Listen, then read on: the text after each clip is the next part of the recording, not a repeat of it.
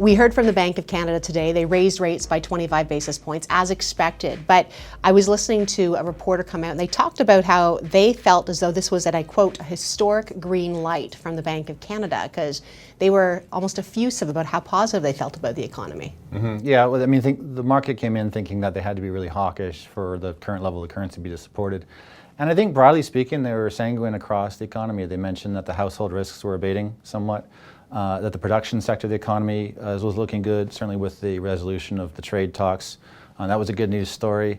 And broadly speaking, they also referenced the investment in natural gas in BC as being another positive for the Canadian economy. So broadly speaking, good statement. I actually dialed down expectations for inflation next year, growth around 2%. So nothing crazy, not barn-burning growth, but stable growth. And the markets reacted accordingly. Yeah, we saw the loonie initially, at least, rally up about half a cent on this, and then we'll have to see where it goes from here. But do you think this is a temporary move in the loonie? What do you think of what happened today, and why, and where do you think it's going? Yeah, going into the end of the year, I'm a bit more bullish in the loonies, particularly against the crosses. So perhaps a cent or two against the dollar, but certainly looks a lot better versus the euro, sterling, or sterling. So a good news story for the loonie. Canadian stock market didn't like it too much. So stock market was off a fair chunk, about how I call it 100 basis points. And so you can see that the broader market isn't necessarily as comfortable with higher rates as perhaps the economy is. You mentioned, we heard that they talked about the housing market stabilizing, vulnerabilities edging lower.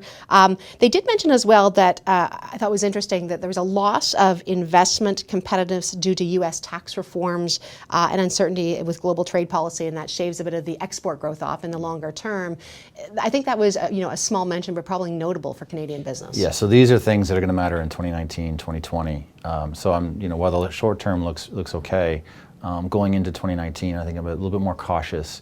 I don't think we're going to see much more than one more hike coming out of the bank.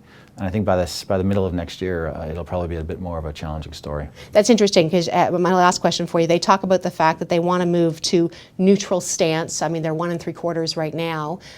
What is neutral stance? I mean, is it 2.5% to 3%, or where do you see that? Yeah, this is always when you get people saying, well, on one hand, on the other hand. Neutral is anywhere between 2% and 3%. I would say it's probably in the middle of the range. And so now we're at 175. That would indicate a few more hikes. I'm just not certain we're going to get there before the global economy starts to darken somewhat. You've already heard the IMF warn of downgrades of the global economy. And now some of the things that we put off, geopolitical risks, tariff wars, etc. Those things are, I think, going to come to be much more to the forefront in 2019. Michael, thanks very much. Thank you for having me.